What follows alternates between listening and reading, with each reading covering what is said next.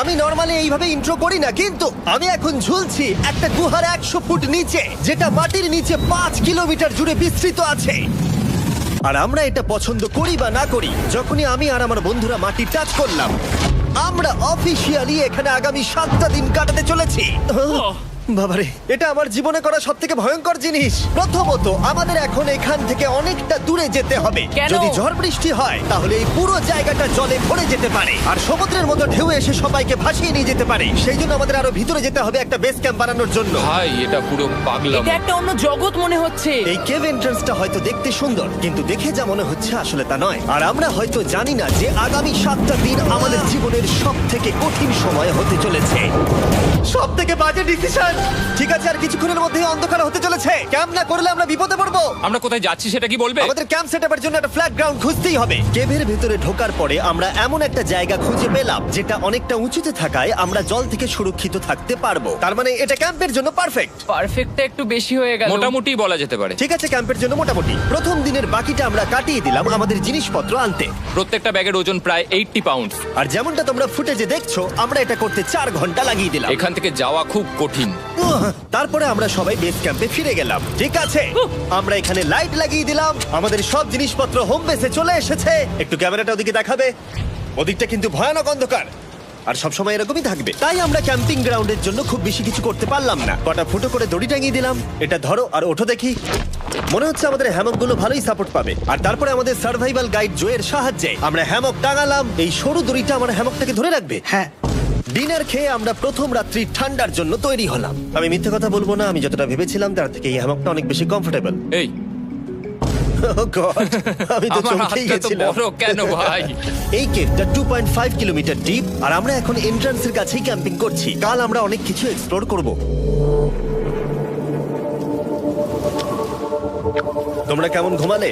ভয়ঙ্কর। ঘুমই হয়নি। এটা সত্যি একটা অস্বস্তিকর পরিবেশ। কেবের ওপর থেকে অনবরত আমাদের উপরে জল পড়েই যাচ্ছিল, তাই উপরে একটা প্লাস্টিক চাপালাম, কিন্তু তাও আমাদের হ্যামকের উপরে জল পড়েই যাচ্ছিল। একটা আইডিয়া আছে, চলো শেল্টারগুলোকে ভালোভাবে তৈরি করি। আমার মনে হয় এই প্লাস্টিকগুলোকে জুড়ে দিলে আর জল পড়বে না। বাহ, তুমি তো জিনিয়াস। আমি শুধু একজন ইউটিউবারই নয়, ঠিক আছে? আমার হ্যামকটা এটার উপরে ঝুলছিল।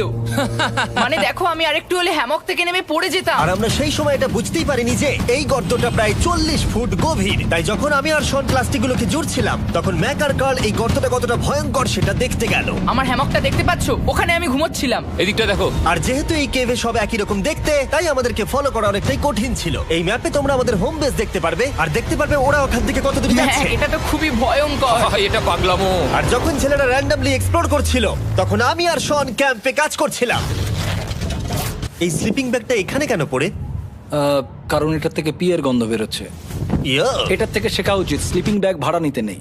আমরা স্লিপিং ব্যাগ কেন ভাড়া আমি- নিয়েছি? কেন আমি আমরা জানি না। স্লিপিং ব্যাগগুলো কিনে আনতে পারলাম না? আর তারপরে আমরা এই দুটো প্লাস্টিককে জিপ টাই দিয়ে জুড়ে দিলাম। কিছু মনে করো না, এই দড়িটার উপরে আমার জীবন বাজি আছে। আর তখন ওইদিকে ম্যাক আর কার্ল তখন ওই গর্তের মধ্যে। ও মাই গড, ম্যাক!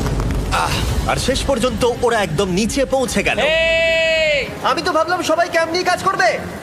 আমরা শুধু দেখাচ্ছিলাম জায়গাটা কতটা ভয়ঙ্কর। না পড়লেই হবে, তোমাদের স্কিল নেই।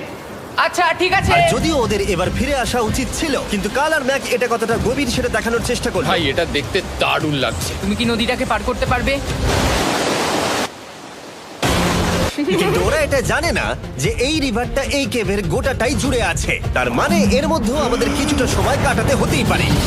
ওই তো ওরা এসে গেছে। এসো। তোমরা রান্না করে রেখেছো তো? হ্যাঁ, রান্না করেছি। ঠিক বলেছ। একটা নতুন বাড়ি, ঠিক বলেছি তো? একদম। এখন আমাদের একটা ছাদ আছে। আর এটা তো দারুণ। জিমি রান্না বেশ ভালোই আর করেছে। আমরা আমাদের ফায়ার পিটটাকে এই সুন্দর জায়গাটাতে নিয়ে এসেছি। জায়গাটা কেমন? বেশ গরম। আরামদায়ক। এই পাথরগুলো গরমটাকে ধরে রাখবে এবং ওপর থেকে যে পি পড়ছে সেগুলোকে আটকে দেবে। ওটা পি নয়। তাহলে ওটাকে কি বলবো? যদি জানি না, হয়তো বৃষ্টির জল হবে। না, এটা বৃষ্টি নয়, পাথর মানে ইয়ে তুমি- করছে। এই একটু উপরে দেখাও। তুমি মেঘ দেখতে পাচ্ছো? পাথর দেখা যাচ্ছে। এটা বৃষ্টি নয়, রক পি। Rock P. ঠিক আছে, রক পি। ঠিক আছে, এটা রক পি। আর একটা শুকনো রাত ঘুমিয়ে কাটাবার পরে আমরা ঠিক করলাম জো আমাদের সার্ভাইভাল এক্সপার্ট, তাকে নিয়ে আমরা কেভের শেষ প্রান্ত অব্দি যাব। Cave, cave! Cave, cave, cave! Cave. দেখা যাক আমরা কেভের কতটা গভীরে যেতে পারি। তোমরা কিন্তু মনে রাখবে আমরা সবেমাত্র কেভের এন্ট্রান্সের দিকেই আছি, আর আমাদের ইচ্ছা এই কেভের শেষ প্রান্ত অব্দি যাওয়া, অবশ্যই না মরে গিয়ে। ও মাই গড, এটা তো খুবই স্টিফ। আরে এটা তো সবে শুরু। আমরা কেভের আরো গভীরে এসেছি। তোমরা সবাই সাবধানে আসবে। এটা খুবই ছোট জায়গা, আমার মনে হয় না এখান থেকে আমি যেতে পারবো। কেভ এক্সপ্লোরের ইন্টারেস্টিং জিনিসটা হলো যা হোক করে আমাদের এই ছোট্ট ফাঁকগুলোর মধ্যে দিয়ে এগিয়ে যেতে হবে। ও মাই গড, খুব ছোট জায়গা। আর তারপরেই খুব বড় একটা জায়গা আসবে, সেটা এতটাই বড় যে কিছু না দেখতে পাওয়ার জন্য এটা করতে হলো। ও মাই গড! এবার আমি সব দেখতে পাচ্ছি, এটা দুর্দান্ত। এটার তো অনেক আলো। ভাই জায়গাটা কতটা সুন্দর দেখো। বাপরে কি আলো, আমি তো তাকাতেই পারছি না। আমি তো অন্ধ হয়ে যাব মনে হচ্ছে। এ বাবা, এটা কি হলো? আমরা বোধহয় ঠিক মতো এটাকে ব্যবহার করতে জানতামই না। চলো এগিয়ে যাই। আর তাই আমরা এগোতে থাকলাম। এই যে এই জায়গাগুলো, এগুলো খুব ভালো ধরার এখানে? জায়গা। এগুলো ধরে এখান থেকে পা ঘুরিয়ে চলে আসতে পারবে। এইভাবে কি? হ্যাঁ, একদম পারফেক্ট। জো সব থেকে ভালো কেভ গাইড। এভাবে কেউ গাইড করতে পারবে না। ঠিক আছে, এইবার ব্যাপারটা ইন্টারেস্টিং হবে। কি? এটা কি? এখান থেকে আমাদের ওয়েট শুট পরে সাঁতার কেটে যেতে হবে।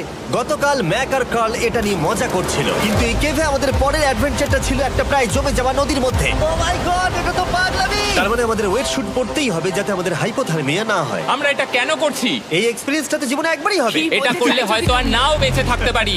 আমাদের এই কেভের শেষে পৌঁছতে হলে আমাদের এই নদীর মধ্য দিয়ে, এই ছোট্ট ফাঁকগুলোর মধ্য দিয়ে সাবধানে ধীরে ধীরে এগিয়ে যেতে হবে।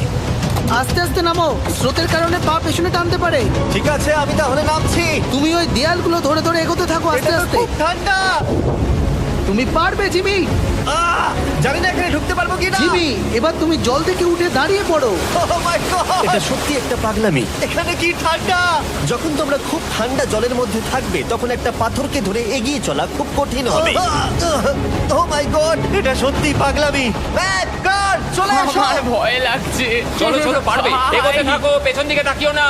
একবার দেখো আমরা কি করছি। কিন্তু এই বাধাগুলো এতটা কঠিন ছিল না সামনে যা আসতে চলেছিল তার তুলনায়। আমরা পেরেছি। কেভ কেভ কেভ এই, কেভ। একটা কথা শোনো, আমরা 10% আসিনি। তার মানে এখনো আমরা শুধুমাত্র সার্ফেসেই রয়েছি, আর শেষ প্রান্তে পৌঁছতে হলে আমাদেরকে আরো 2 কিলোমিটার যেতে হবে। যেরকম তোমরা দেখতে পাচ্ছ এখানে 24/7 বৃষ্টি হয়, তাই আমি একটা আড্ডা মারার জায়গা তৈরি করেছি যেখানে আমরা কেউ ভিজবো না। আমি ভাবছি আমি যদি এটা না বানাতাম তাহলে কি হতো। আমি নিশ্চিত যে ওদের একটা ভেজা পাথরের উপর শুতে হতো।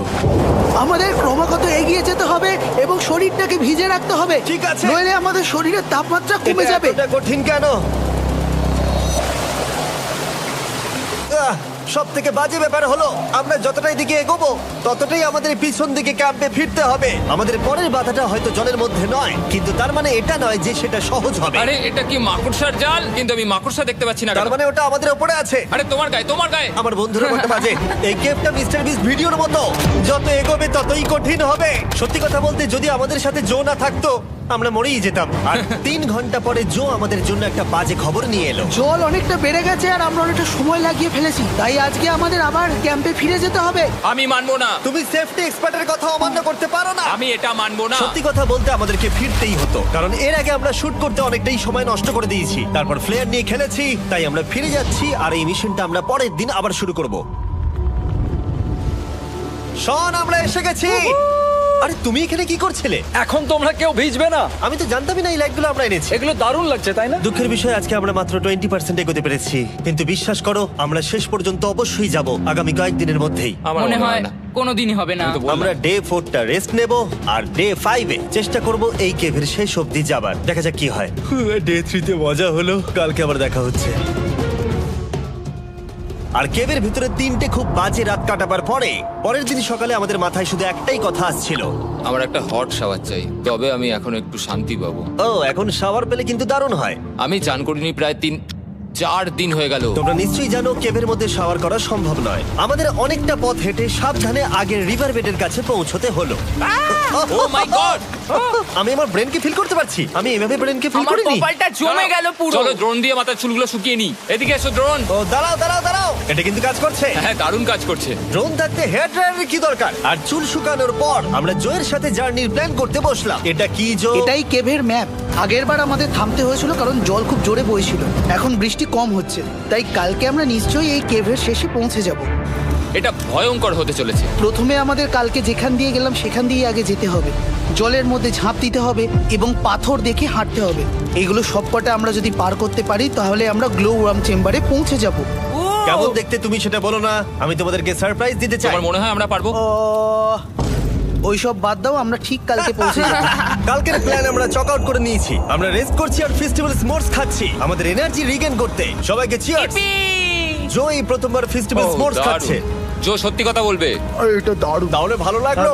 দারুণ লেগেছে। আমরা এই চকলেটটা আগে কেন বের করিনি? এটা এমনি চকলেটের থেকে 10 গুণ ভালো খেতে। সত্যি কথা বলতে তোমরা যদি ফেস্টিভ্যালের সাথে স্মোর্স ট্রাই না করে থাকো তাহলে তোমরা মিস করছো। কালকে আমরা পুরো কেভটা এক্সপ্লোর করব, দেখা হচ্ছে। তাই আমরা ভালো করে ঘুমানোর চেষ্টা করলাম আর কালকের প্রিপারেশন নিলাম কেভের শেষে যাওয়ার জন্য। আমরা আমাদের জীবনের সবথেকে ডেঞ্জারাস জার্নি করতে চলেছি। ডে 3 এর অভিজ্ঞতা মাথায় রেখে আমরা কম শুট করেছি যাতে আমরা সামনের দিকে তাড়াতাড়ি এগোতে পারি। উহ, জলটা খুব ঠান্ডা। হ্যাঁ, আগের দিনের মতোই, খুব ভালো। এই তো আর যাতে আমরা সবাই বেঁচে ফিরতে পারি তাই জো ছাড়াও আরেকজন সার্ভাইভাল এক্সপার্টকে আমরা নিয়ে এসেছিলাম। এখানেই আমরা ডে 3 তে আটকে গেছিলাম। এখন আমরা কি করব? এবারে আমরা অনেক তাড়াতাড়ি এসেছি। আমাদের পিছনে ঘন অন্ধকার, কোথায় যাব? এই রাস্তাটা অনেক সরু এবং হ্যাঁ। স্রোত প্রচুর বেশি, তাই আমরা দেয়ালগুলো ধরে ধরে আস্তে আস্তে এগোবো। এই যে এইভাবে। Oh হ্যাঁ, God! এই রকটায় জাম্প করো। কয়েকটা ভালো পাথর আছে যেগুলোকে তুমি ধরে এগোতে পারবে। আরে এখানটা তো অনেক অন্ধকার। আমি আর পা পাচ্ছি না, আমি এখন মাটিতে আর পাই পাচ্ছি না। যেহেতু আমরা মাটিতে পা পাচ্ছিলাম না, তার মানে যদি আমরা পাথর ছেড়ে দিই তাহলে এই জলের স্রোত আমাদেরকে ভাসিয়ে নিয়ে যেতে পারে। জো, আমরা কি করব? আমি এটা ধরে এসেছি, তুমি এটা ঠিক আছে, ধরো। আমি তো দেখতেও পাচ্ছি না কোথায় যাচ্ছি। জো, স্রোত আমাকে ভাসিয়ে নিয়ে চলে যাচ্ছে। আমি তুমি করবো কি করে? পারবে, পারবে। শুধু মুখটা এখান থেকে ঢুকিয়ে দাও, আমি হেল্প করছি। এখানে আমি ঢুকবো? হ্যাঁ, এই গর্তের মধ্যে। এই তো, খুব ভালো। এটা আমার জীবনের সবথেকে বিপজ্জনক অ্যাডভেঞ্চার। আমরা এখন কেভের অনেক গভীরে চলে এসেছি আর এবার আমাদের সামনে প্রথম বড় বাধা।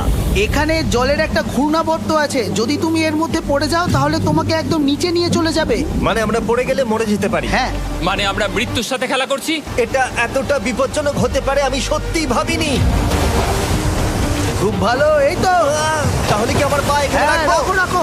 ঠিক আছে, এই তো আমি পেরেছি।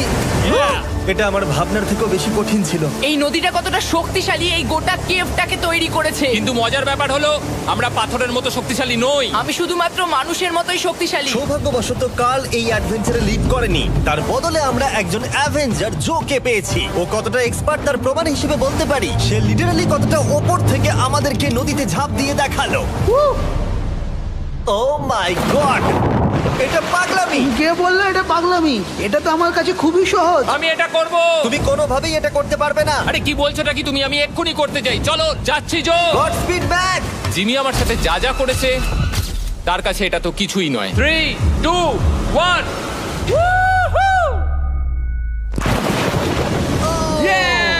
তুমি করবে? না, আমরা না এগুলো শেষ পর্যন্ত যেতে পারবো না।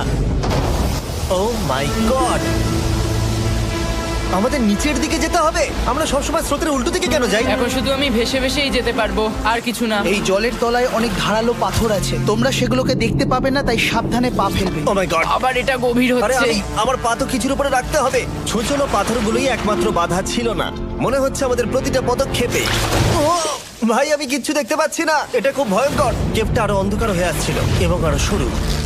আর তখন আমরা জানতাম না যে আমরা ফিনিশ লাইন অব্দি পৌঁছতে পারবো কিনা। আমি ক্লান্ত হয়ে পড়েছি। এই কেভে আরো কঠিন বাধা আসার আগে তোমাদেরকে আমি কিছু দেখাতে চাইবো। জো, তোমার ব্যাগটা দাও। Thank you. তুমি জানো এর মধ্যে কি আছে? না, জানি না কি আছে। Brand new mister beast lab swamp. সত্যি কথা বলছি, গত 5 ঘন্টা ধরে যেহেতু আমি অনেক পরিশ্রম করেছি, তাই কোনো মতেই এখন এটা আমি বলার মতো অবস্থায় নেই। তাই এটা শুট করার 1 মাস পরে আমি পুরো কেপ সেটটা তৈরি করলাম ফিউচার জিমি নেম ট্যাগ দিয়ে। তারপরে বললাম, হেই, আমি ফিউচার জিমি, আর আমি এখন তোমাদেরকে বলবো brand new toy line of mister beast lab swamp সম্পর্কে। এটা একটা কালেক্টেবল টয় লাইন, আর এখানে 119টা ইউনিক ডিজাইন ক্যারেক্টারও আছে যা তোমরা কালেক্ট করতে পারো। আর সবথেকে দারুণ ব্যাপারটা হলো, কোন ক্যারেক্টারটা তুমি পেয়েছো সেটা জানতে হলে এই টিউবে ওয়াটার দিয়ে নাড়াতে হবে আর তোমার সোয়ামস তোমার সামনে চলে আসবে। আর আমি এটা ডেমনস্ট্রেট করতে এই বিশাল বড় টিউবটাকে বানিয়েছি। এই টিউবটাকে জল দিয়ে ভরে দাও। তোমাদের এত জলের দরকার নেই, এটা অনেক বড় বলে এত লাগছে। ঠিক আছে, এটা এখন জলে ভর্তি হয়ে গেছে। এবার এটাকে একটু নাড়াতে হবে। এটা কি আর নাড়াতে হ্যাঁ হবে? হ্যাঁ, অনেক নাড়ানো হয়ে গেছে। এবার জল ঢালো এখানে। জো ঢালছে। আর জল ঢালার পরে তোমরা দেখতে পাবে তোমরা কোন সোয়ামটা পেয়েছো। এটা সব থেকে রেয়ার হাইপোক্রোম, যেটা মাত্র 1000টা বানানো হয়েছে। জো, এটা তোমার। থ্যাংক ইউ সো এটা মাচ। চাই। আর এটা তোমার। কাল কি নেবে? আমার কাছে দুটোই ছিল। আর আমরা শুধু সোয়ামেই থেমে নেই, আমরা এই অ্যাকশন ফিগার প্যান্থার গুলো বানিয়েছি যেগুলো এই ব্রিফকেসে আছে। আর এই সোয়ার্মের মতো এই মিউটেটর যখন তোমরা কিনবে দেখতে পাবে এর ভেতরে কি আছে। কোথায় কিনবো? ভালো হয়েছে জিজ্ঞাসা করলে। মিস্টার বিস্ট ল্যাব টয়েস এখন তোমরা পৃথিবীর সব জায়গায় পেয়ে যাবে। এগুলো সব বেরিয়ে গেছে, তোমরা গিয়ে কিনে নাও। আর কেবের মধ্যে অনেক সমস্যা পেরোনোর পরে আমরা ফাইনালি পৌঁছে গেলাম গ্লো ওয়ার্ম চেম্বারে। ভাই এবার খুব ভালো লাগছে। ঠিক আছে টিম, তোমাদের গ্লো ওয়ার্ম চেম্বারে স্বাগত।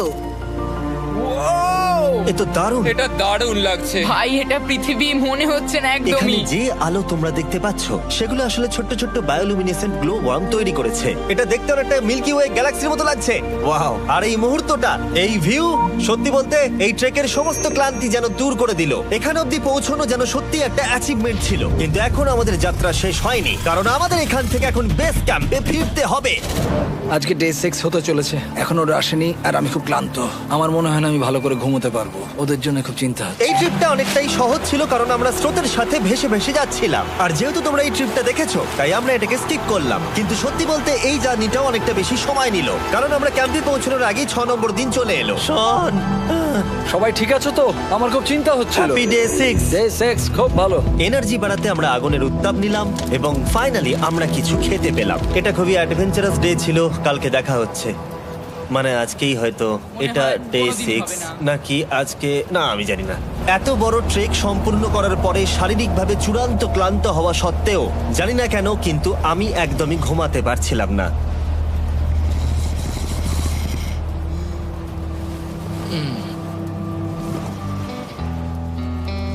আমি 7 দিন সলিটারি কনফাইনমেন্টে কাটিয়েছি, কবরে কাটিয়েছি, 7 দিন রাফটে থেকেছি। কিন্তু সত্যি কথা বলতে এটা সবার থেকে বেশি কঠিন ছিল, কারণ সব সময় ভিজে, ঠান্ডা, প্রত্যেক মুহূর্তে এই পাথরগুলো শরীরে ব্যথা দিচ্ছে। বেশিরভাগ সময়টাই এই কেপটা দুঃস্বপ্নের মতো ছিল। কিন্তু তোমার আর আমার মধ্যে জিমি!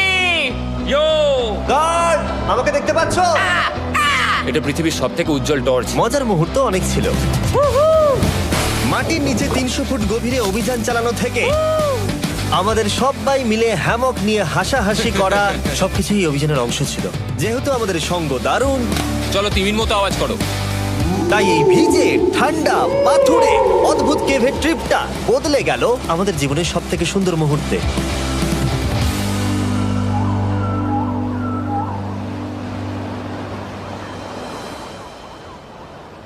আমরা এখান থেকে যাব না যতক্ষণ না সবকিছু তোলা হচ্ছে। আর আমি সবকিছু বলেছি মানে সবকিছুই। চলো এবার বেরোনো যাক। আর যখন আমরা মাউথ কেভে আবার ফিরে এলাম, ভাই ওপরটা দেখতে দারুণ লাগছে। তখন জয়ের জন্য একটা সারপ্রাইজ ছিল। বেরোনোর আগে জো, আমরা তোমার কাছে কৃতজ্ঞ। তাই এই নাও $50,000 নিউজিল্যান্ড ডলার, 10,000 করে প্রত্যেক জনের প্রাণ বাঁচানোর জন্য। Oh my God, thank you so much Jimmy. Thank you Joe. Love you, Joel! এবার আমাদের সব কাজ হয়ে গেছে, চলো বেরোনো যাক। 7টা দিন পরে আমরা ফাইনালি এখান থেকে বেরোচ্ছি।